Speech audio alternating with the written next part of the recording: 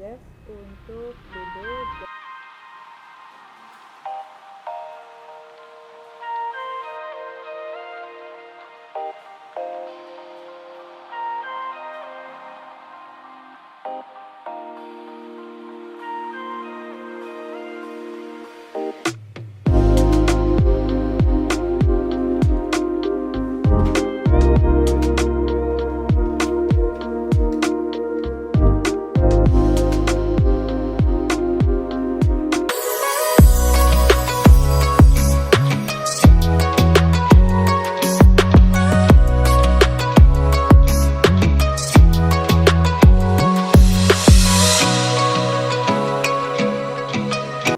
Bedo dimulai di tahun 2005. Sebenarnya sebelum ada Bedo, ada program namanya Euro Bali.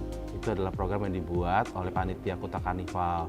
Waktu itu ketika ada bom Bali, kondisi ekonomi para pelaku bisnis di Bali, Kuta terutama, itu kan hampir hancur ya, sepi sekali gitu. Sehingga itu ada bantuan dari Eropa untuk dikasih pelatihan-pelatihan tentang bisnis.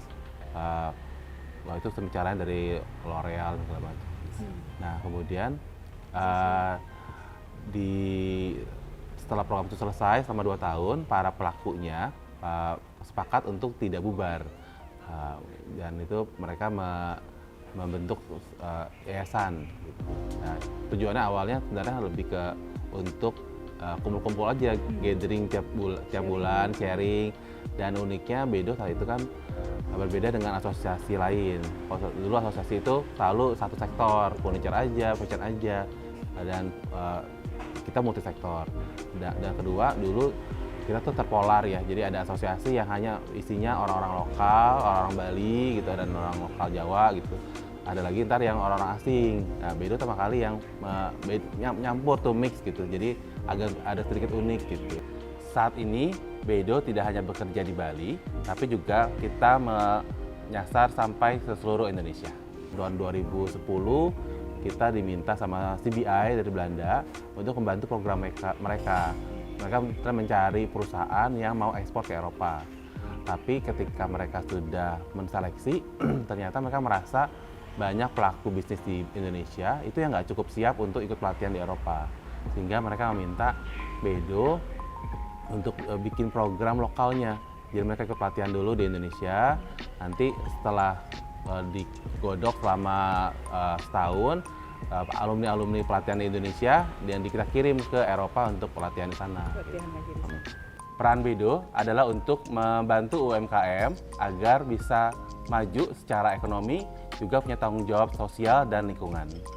Dengan berbagai program yang kami jalankan, Bedo berperan sebagai payung maupun sebagai penghubung dari beberapa kegiatan yang berhubungan tentang ekonomi, misalnya untuk pemberdayaan masyarakat, kemudian soal lingkungan seperti bagaimana memproduksi sesuatu yang lebih baik dan konsumsi yang lebih tanggung jawab, dan juga dari sisi sosialnya kita ingin memberdayakan teman-teman yang di kelompok minoritas. Untuk program tentang konsumsi dan produksi yang bertanggung jawab, kami memiliki beberapa program seperti program SCORE, Lean Manufacturing, juga kemudian manajemen produksi bersih, kemudian juga circular economy, atau kita sebutnya di sini circular revolution. Kalau mengenai sustainability, kita banyak sekali memberikan pelatihan-pelatihan, terutama yang berhubungan tentang produksi bersih, bagaimana memproduksi sesuatu yang menghasilkan limbah lebih sedikit, sehingga sebenarnya tidak hanya tidak mencemari lingkungan, tapi juga melakukan efisiensi untuk perusahaan, sehingga produk dihasilkan dengan harga lebih murah, sehingga mereka bisa lebih kompetitif harganya di pasaran. Sejak tahun lalu, kami bekerjasama dengan GRI dan Universitas Katolik Parahyangan membantu UMKM untuk membuat Sustainability Report atau laporan keberlanjutan.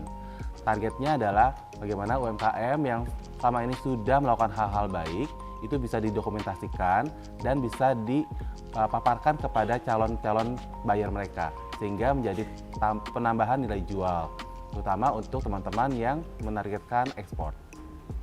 Sejak tahun lalu, kita sudah membantu 100 UMKM dalam pembuatan Sustainability Report atau laporan keberlanjutan. laporan keberlanjutan ini berguna sekali untuk UMKM dalam mendokumentasikan hal-hal baik yang mereka lakukan selama ini. Sehingga ini bisa dipakai ketika untuk mereka meyakinkan calon-calon pembeli mereka, terutama yang berorientasi ekspor. Ketika mereka sudah mendokumentasikan, mereka bisa lihat, oh ternyata ada beberapa missing link yang mereka belum kerjakan. Jadi nanti mereka akan buat planning.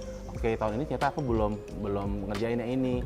Tahun depan akan jadi planning untuk kerjaan yang itu. Gitu. Kita bekerjasama dengan satu donor untuk pengolahan sampah di pantai. Ya, kita bekerja dengan para ibu-ibu pengumpul sampah di sana. Mereka mengumpulkan sampah plastik dan tutup botol.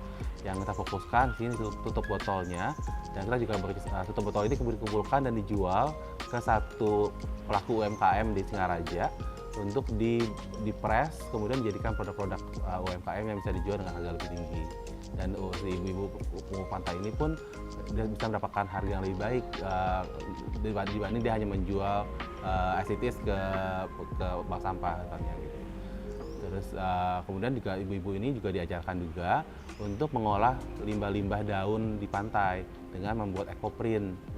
Hasil dari ekoprint ini mereka bisa jual sebagai sarung pantai, sebagai selendang di sepanjang pantai di Kute, Seminyak, dan Jimbaran. Dan ini mereka bisa lakukan dengan bahan yang minim sekali, karena bahan-bahan yang ada di situ gratis, dan mereka bisa lakukan di masa yang tidak sibuk ya, atau senggangnya ketika habis bersih sampah mereka tinggal pasang.